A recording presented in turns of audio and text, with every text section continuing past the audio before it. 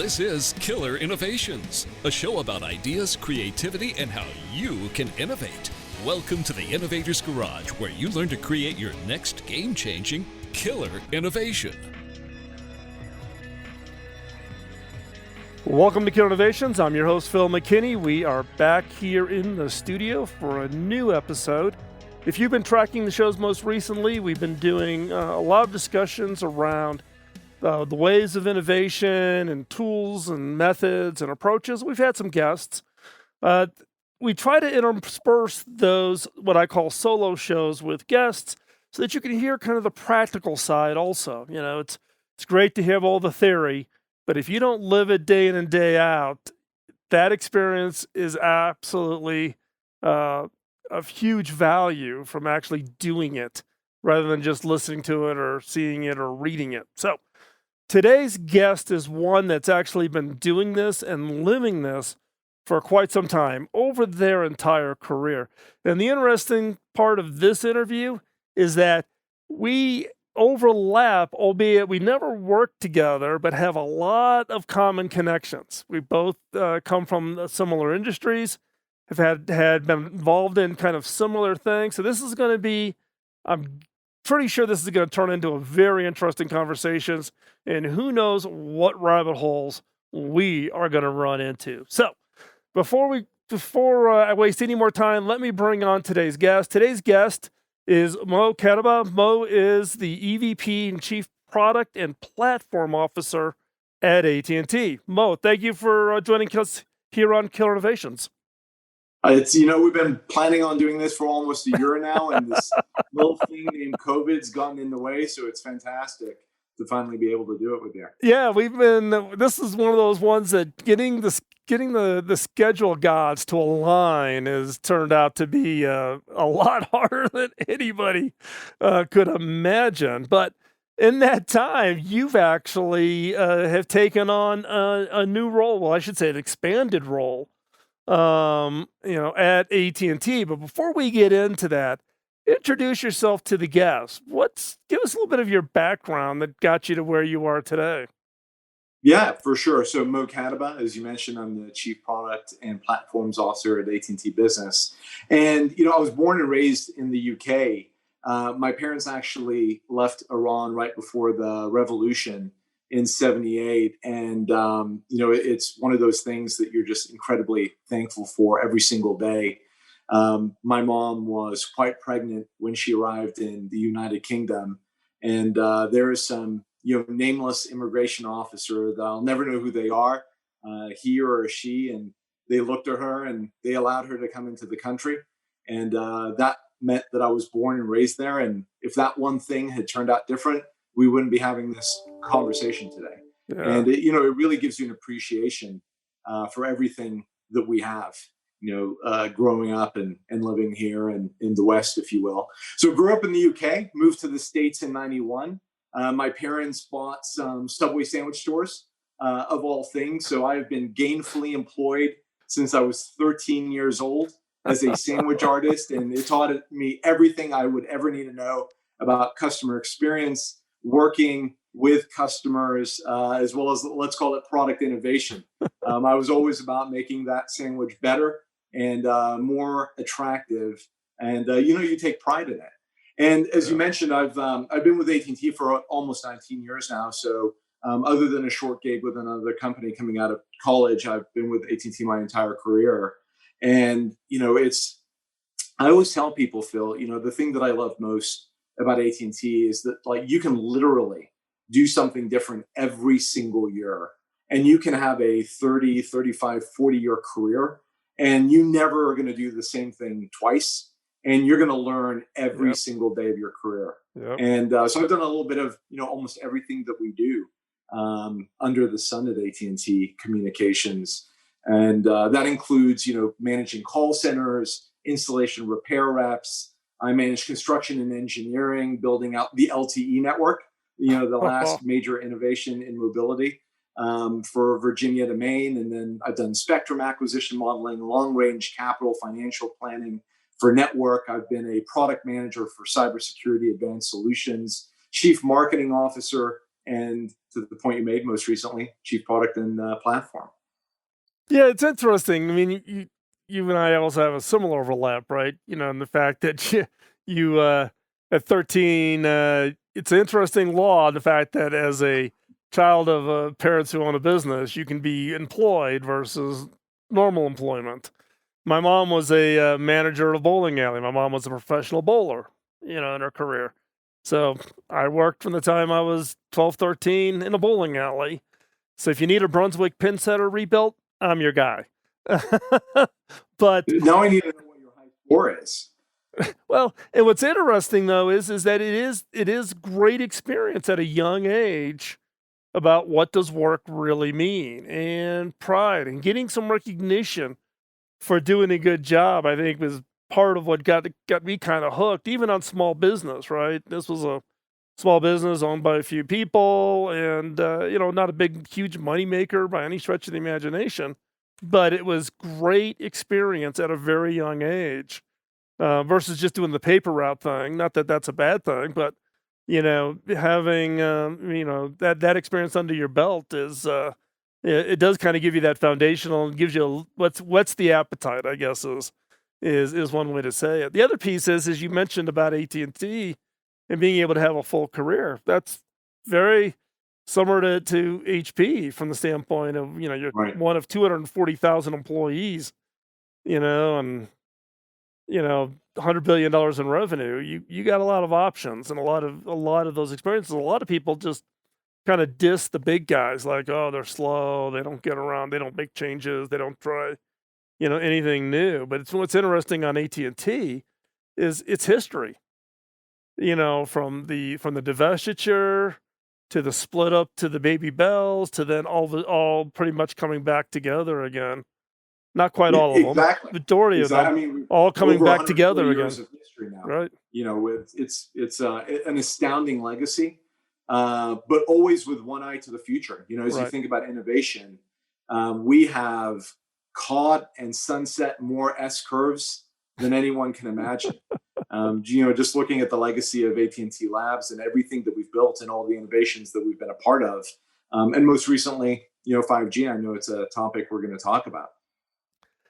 Well, and it is, and when you think about AT&T and you think about AT&T Labs, and AT&T was one of the first companies in the world to put as much effort as it did into a corporate research group, separate from product development and new feature sets, but truly, and in some cases, even fundamental science research. That's been a key for AT&T's legacy and culture for all those years. That's right. Just to your point, pure R&D for the sake of advancing the knowledge of mankind has been, a core part of our history. And, I think bringing that back, that's why it's been so extraordinary to be there for almost 2 decades. I mean, just seeing the rise of multiple generations of network from, copper to fiber, from 2G to 3G to 4G, now 5G, and seeing how each one of these networks fundamentally shapes the fabric of our society, almost always exactly on kind of a 10-year cadence. Mm-hmm. So, with each decade has come a new platform, if you will, a new fabric, and then you see innovation flourish behind it every single time. Well, and what's interesting from the standpoint of, look, we're in the middle of COVID. I'm at my ranch. You're where you're at in Dallas. We've kind of all have to figure out the new normal. But what's interesting is people just kind of thought of their network, right? Their voice network, their mobile network, their data network is just kind of being there until all of a sudden you're working from home, your kids are trying to learn from home, and all of a sudden people's perceptions of the investments that those investments have been for 30, 40, 50 years to lead up to be there when people most need it now. It's well said. One of the questions I was getting a lot early on in those, kind of mid-March through mid-April is shift in traffic patterns from kind of, urban cores to widely distributed residential areas, and then broadly, how is it that the network, went off without a hitch? Like, Yep. how was it that people were able to shift to working from home and like no one missed a beat? The network truly delivered, and the answer is what you articulated, Phil, which is what we think of technically as capacity planning. Right. How do you ensure that you're always projecting X number of quarters or years ahead and building the capacity so it's there, so that when you have peak or surge traffic, you're there to capture it, whether it's voice or data. Let's pick up that part of the conversation when we come back from this quick commercial break. You're listening to Killer Innovations on the Biz Talk Radio Network.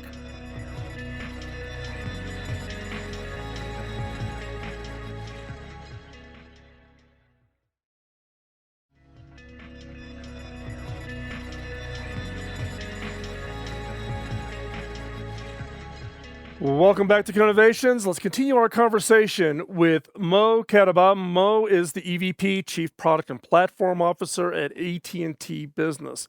So Mo, as we were going into the commercial break, we were talking about kind of what was going on in the networks and the fact that experiences like COVID kind of opened people's eyes to the role that networks play in just our day-to-day lives, enabling work from home, school from home, etc. What were some of your experiences? What are people doing across those networks today, and where do you think that goes in the future? Well, when you think about the killer innovation, what we jokingly said is voice is hot again. Voice, which is arguably the oldest innovation when you think about communications network, just experienced skyrocketing growth. And as well as texting, right? So if you kind of think about peak use days, it's usually Mother's Day, it's New Year's Eve, it's those sorts of moments. And in many zip codes across America, we were seeing that level of traffic almost every single day for about 2 to 3 to 4 weeks into COVID, and then it kind of settled down. So what was the driver for that? Do you think it's just because people were a little freaked out about the COVID thing and just wanted to hear a voice because they couldn't do the social thing? Or yeah, I think it's the compounding work and personal aspects coming together. Right. So obviously work shifted from central to distributed locations, but then on top of that, we are social beings. Like, we like to talk to one another. So if you're now sheltering in place, which the majority of the country was doing, you're no longer going out and seeing your friends. You're not doing happy hours. You're not doing social. You're not going shopping. So what do? You pick up the phone and now you're talking to people again, like the good old days. Yeah, it was interesting because I actually got some calls from friends that, running small RLECs, the rural elect guys, right?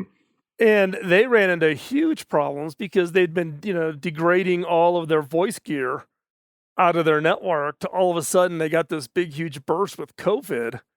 And all of a sudden you were getting into blocking situation, call blocking, particularly 800 numbers, because all the local jurisdictions created 800 numbers to find out COVID information.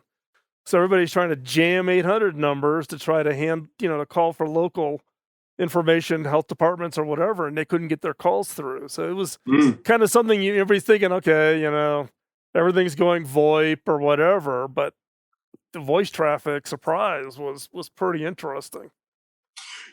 From our perspective, and again, being at AT&T Business, where we're serving 3 million customers across the world, it was interesting for us because this was a phenomenon that moved from east to west. So it really started in China and Asia.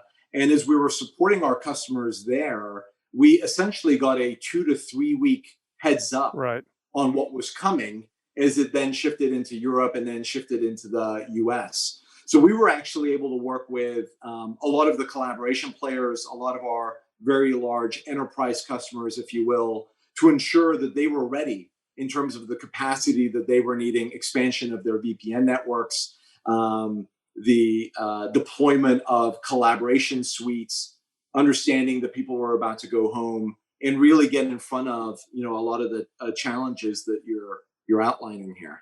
Yeah, well, it was one of the interesting byproducts is so this show is sponsored by Zoom. Zoom has been a Mm. sponsor for almost 6 years now. Eric Ewing is the founder of Zoom, is a longtime Yep. friend, and we've been using Zoom since it was an alpha version. All of a sudden, Zoom, explodes with usage in the early days of COVID, and all of a sudden, we're getting all these phone calls. People listen to the show saying, "Well, would Zoom work for me? How would I use Zoom in my case? What about my, kid's school? Is it a good product for this or that?" And all of a sudden, people not even knowing a product like Zoom even exists, to now all of a sudden it's front and center, collaboration. Look, Microsoft's got great products in Teams, you got WebEx, you got Cisco Telepresence, you've got, Skype, you got all kinds of tools out there. And thank God we have those tools, because I couldn't imagine, trying to do work. You think back to, if COVID happened in the 1960s or 1970s, how do how do you collaborate, Exactly. without these kinds of what I call foundational innovations? I think of networks as really being a platform that others can innovate on top of, and it's such a critical technology, such a critical innovation in today's world.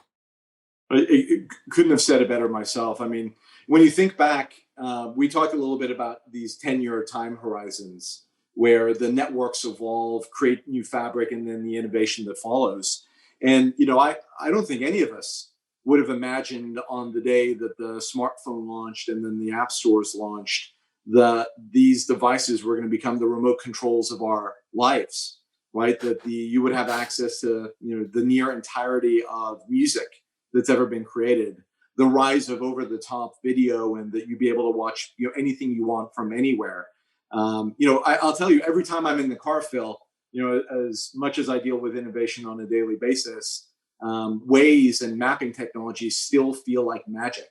I'm going to drive 12 hours across the country, and it can estimate within 3 minutes, factoring in traffic patterns, when I'm going to arrive. I mean, that is incredible. And the next wave of innovation is coming with 5G. Well, it's interesting you say remote control. It works both ways.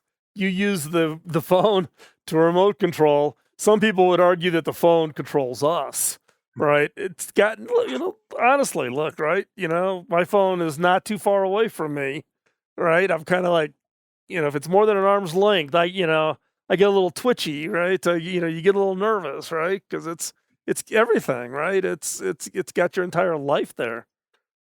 Well, it's like anything in life. At some point, you got to know when to set it down and Yep. spend time with your friends, your family, your loved ones, and there's no replacing reality, if you will, and the people around you. Yeah, well, it's also an interesting byproduct of COVID, right? Because I think, now we were talking before we start, for today's show, about a little bit of the COVID burnout, right? Because, well, you could just work yourself to death, right?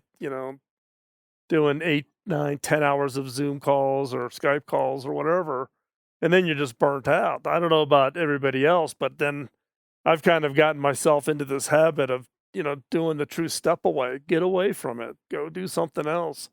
You've got this, my kids are, well, all three of my kids are adults. I've got 5 grandkids, right? So I get to spend time in the evening with my grandkids, albeit it's online with them, but I'm focused on them. But if you don't have that, technology is great for that enablement. But I think, at least for me, COVID has reopened the eyes to say, you got to step away. You can't operate at that kind of pace, and you need think time. And that's the whole key to innovation, is really around finding that think time. We're going to take a quick commercial break. When we come back, we're going to pick up our conversation talking specifically about 5G. Don't go anywhere. We'll be right back after this break.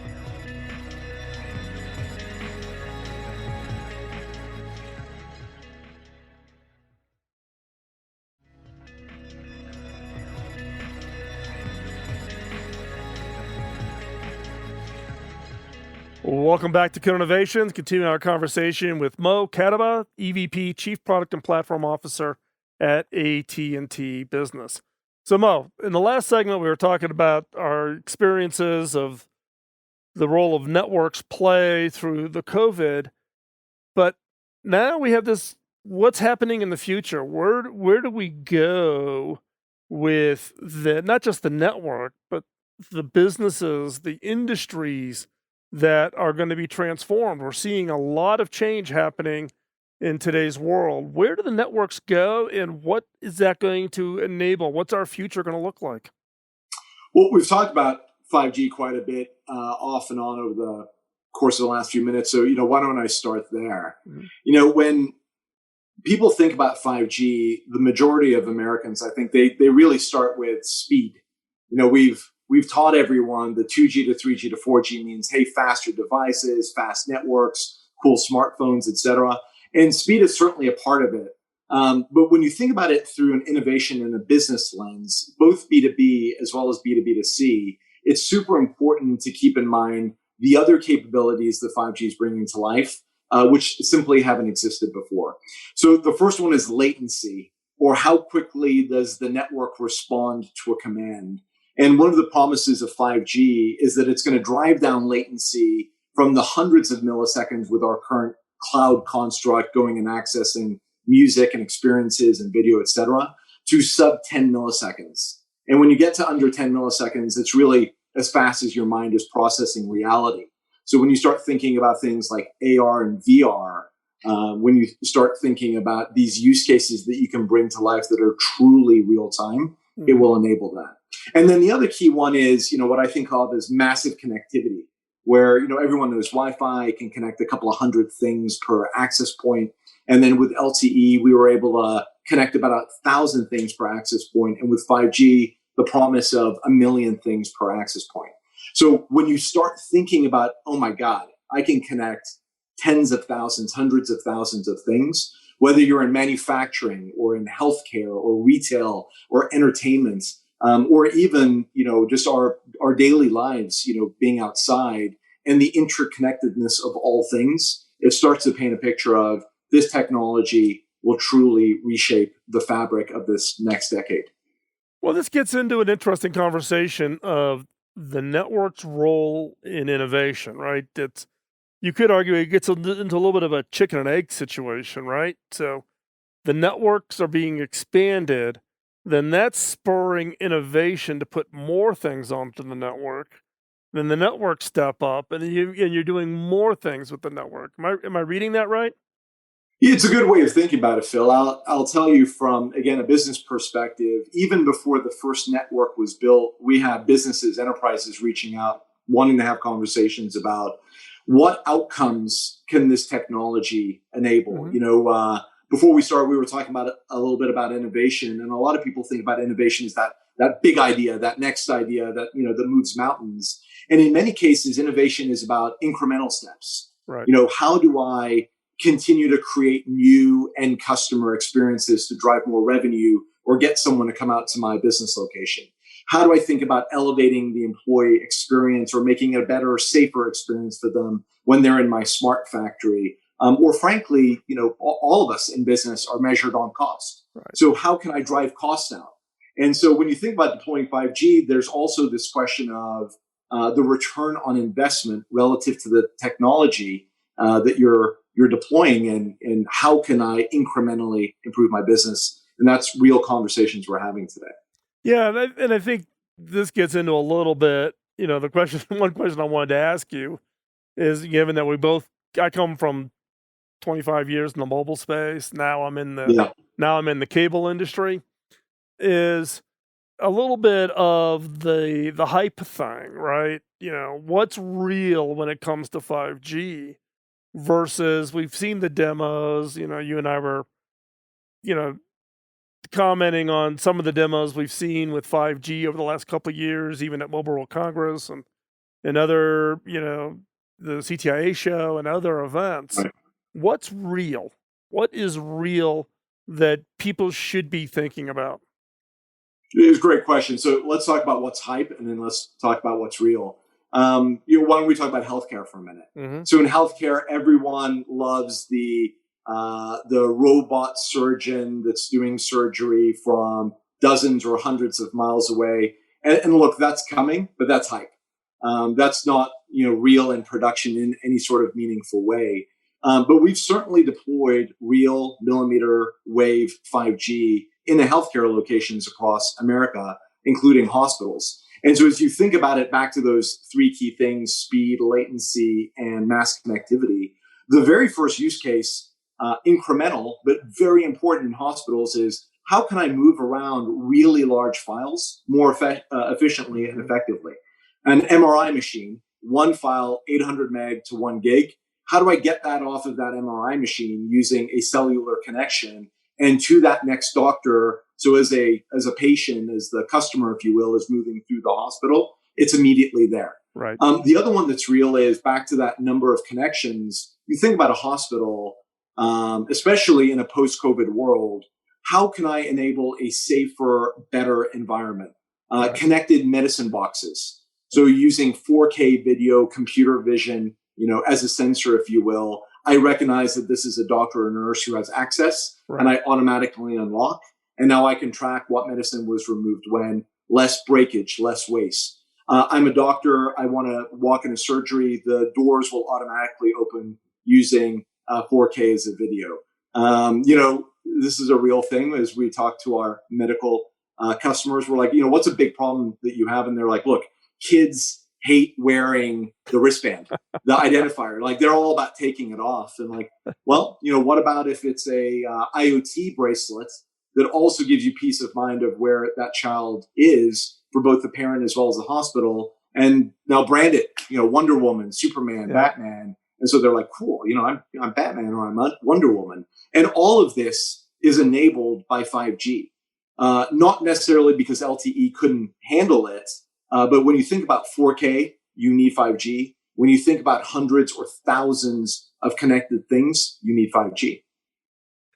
Yeah, you bring up some good points about the role of it playing, not in we all like the big sexy stuff, but it's in many cases the first step on the innovation path is the use of new technologies in today's, I wouldn't call them problems, but they're really opportunities to bring efficiency to people's lives, whether it be in this case a parent's life and being able not to be stressed out about their kid, or making a doctor more efficient, less time to need to go chase a file down or waiting for a file.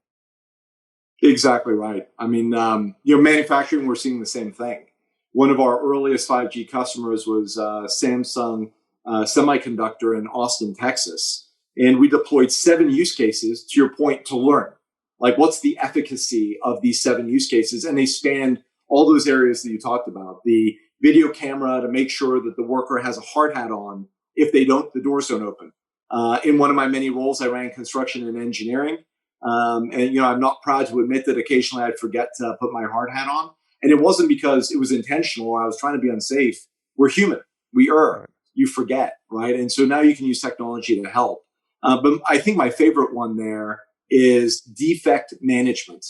So if you're in the creation, the manufacturing business, defects is serious business, right? If I can drive down my defects per million, then that means more revenue, less waste, less stuff I have to throw away. And so if I can use 5G, edge compute, AI, right on the line as something's being created, scan that, compare it to what perfect looks like, and shut down the line within milliseconds, serious savings that offset the investment, drive that ROI we were talking about deploying 5G.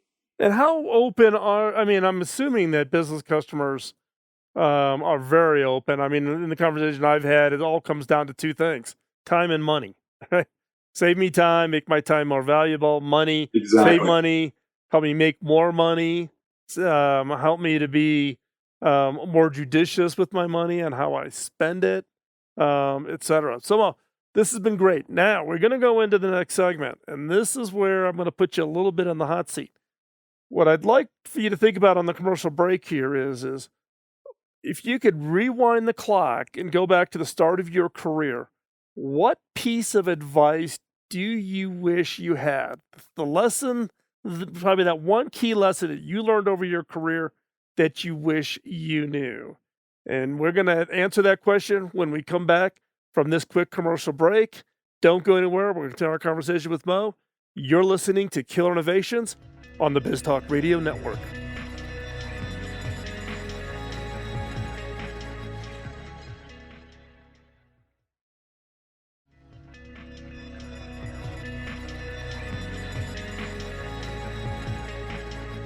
Welcome back to Killer Innovations as we continue our conversations with Mo Kadaba, the EVP, Chief Product and Platform Officer at AT&T Business. So Mo, you're in the hot seat. You've had a incredibly successful career. As you shared earlier, the benefits of organizations like AT&T is you could do something different every year and have a very diverse and robust career.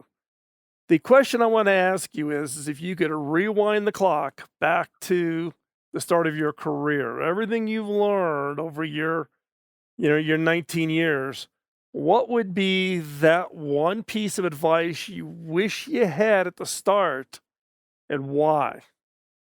Well, I think it'd start with reassurance, right? Because, heading into your career, you don't really know what to expect.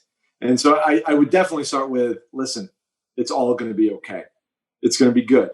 And, every ending is the beginning of another chapter. And so, start there. Now, in terms of, I think what I would tell myself in terms of advice is really, it's three things. One, in everything you do, look for how do you drive step function improvement. And it doesn't matter what the business is, back to killer innovations, how do you materially change the outcomes in every job tied to whatever your core key performance indicator is, whether it's product innovation or revenue or expense management or whatever. Everybody's got a KPI.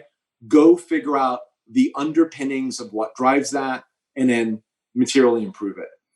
The second thing is then relative to that, you got to make sure that you're communicating how you're driving that improvement inside of the role that you're doing.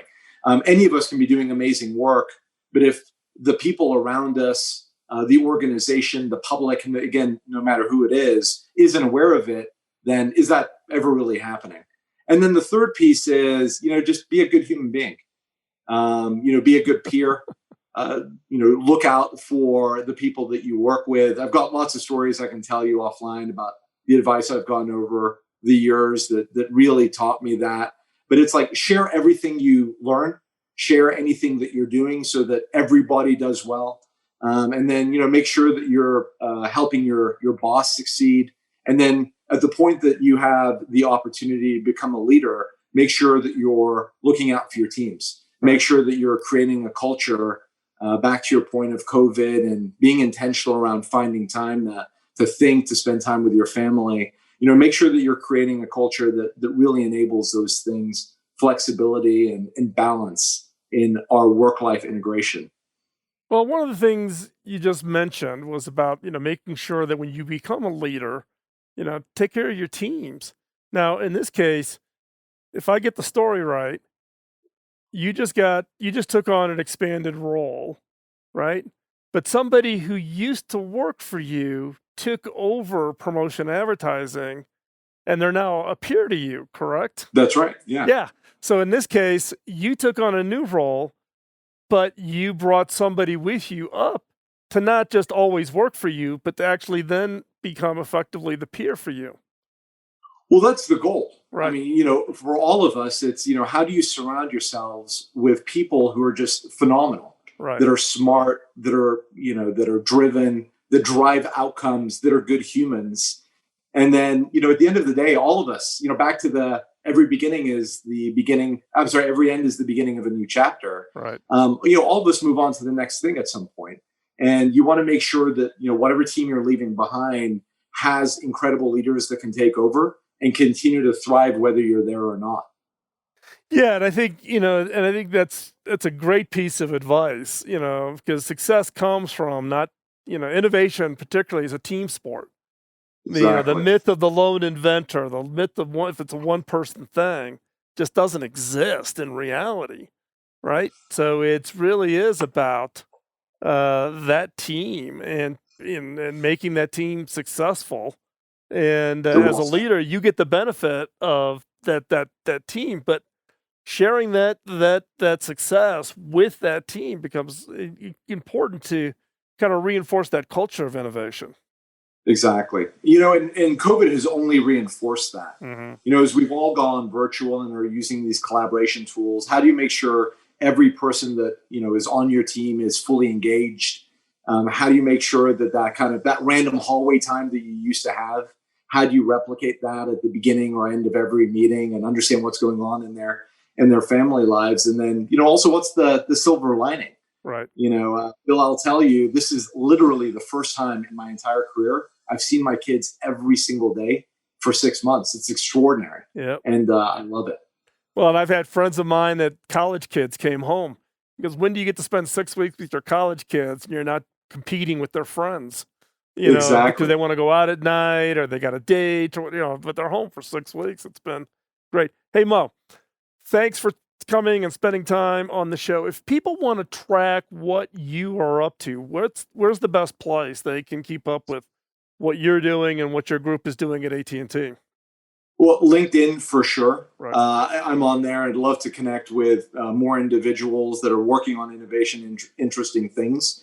And then, as we bring out more news around what we're doing in the 5G ecosystem, we have a very steady cadence of these very interesting business-led, customer-led use cases on what we're working on. And that's one of the areas that we bring all of them to life and make sure people know about them. Perfect. And we'll have a link over on the show notes over on Killer Innovation. So if you're driving in your car, don't get into an accident trying to write Mo's name down. Just hop over to Killer Innovations. We'll have the link. We'll get you pointed in the right direction. Mo, again, thank you very much. I know this took us a year to get put together, but I greatly appreciate you carving out some time for us. Thank you. Worth the wait. Thanks. So as we wrap up today's show, a couple of favors I want to ask of you. If you find the show interesting, share it with others. Let other people know about Killer Innovations. Also, if you could hop on over to wherever you get your podcast, again, give us a 5-star rating, whether it be iTunes or Google or Spotify. We're on iHeart now. So wherever you happen to listen to the show, if you're listening to us on the BizTalk Radio Network, let your local station know that you really appreciate them carrying the show. That helps us a lot, and I would appreciate it. If you've got feedback, drop me a note, phil@killerinnovations.com. That comes directly to me. And with that, thanks for listening. We will talk to you next week. Bye-bye.